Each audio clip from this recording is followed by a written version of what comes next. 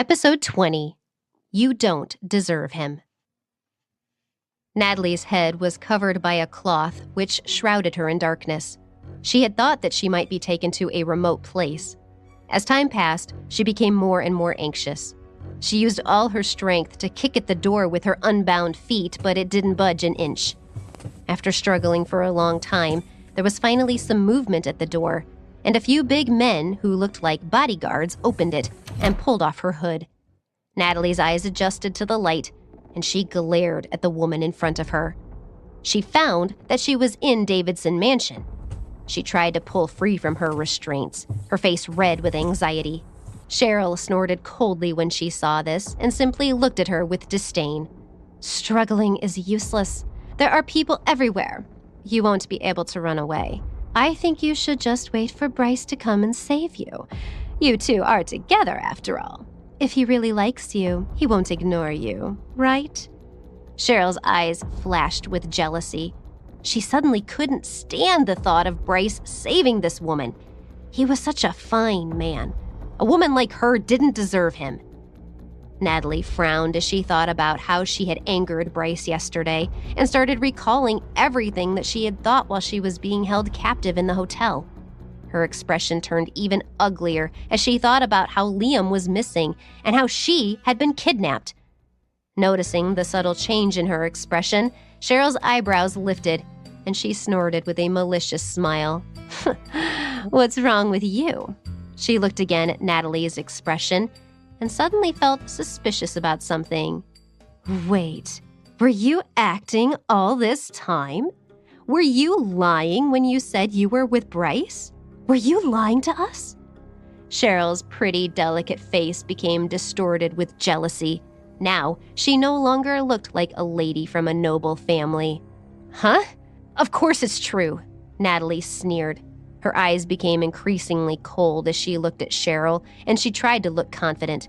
He might be trying to find me, and when he does, you won't be able to take the consequences. Cheryl believed this. All right, sister. We'll wait and see.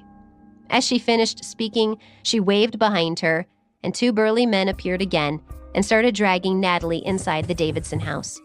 Natalie couldn't understand why they were doing so and wanted herself to be free so that she could find Liam. At that moment, she was only concerned about Liam. He was still missing, so why would she care about anything else? Although he was very smart, he had just arrived here and didn't know anyone. What if something happened? What should she do? In a moment of desperation, she begged Cheryl to let her go. But Cheryl remained unmoved. In fact, she felt even more pleased with herself. While Cheryl was walking away, Natalie saw a figure passing by Cheryl and immediately recognized the man. Tom walked over. He didn't even look at Natalie, but instead asked Cheryl, what's going on? Cheryl was still very afraid of her father. She lowered her head and told him the whole story without hiding anything. Of course, she also told him about losing Liam. Tom nodded. He didn't have much of an expression, but it was obvious that he was worried as he instructed the bodyguards, watch her carefully. Don't make any more mistakes. As for Liam's whereabouts, Tom didn't mention it. His grandson's life didn't matter to him at all. Natalie looked at her family's faces and felt disheartened. Her heart, which held no hope, ached uncontrollably. It was said that blood is thicker than water, but now her child was gone, and they were indifferent. They only cared about their business, and they would keep her locked up so that she couldn't go looking for him. Only her family could be so heartless. Natalie was filled with hatred, and she wanted to get out of the place as soon as possible.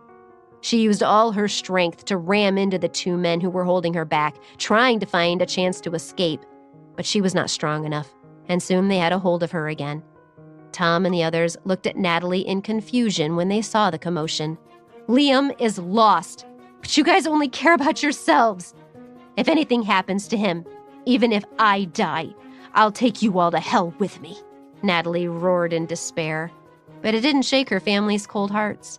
Go ahead and do whatever you want. You won't be able to leave until Bryce agrees to be my business partner.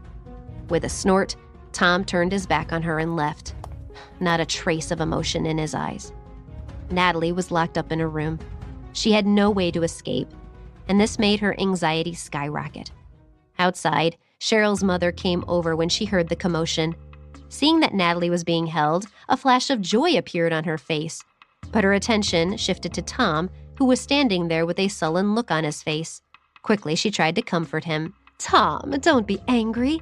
I see that this girl is so much trouble that Bryce hasn't even bothered to come for her yet. They probably don't have a relationship at all, and she lied to us. Evan Wilson isn't so bad, although he is a bit old and also divorced, but he has a lot of assets. If she marries him, it will help us a lot." Tom nodded.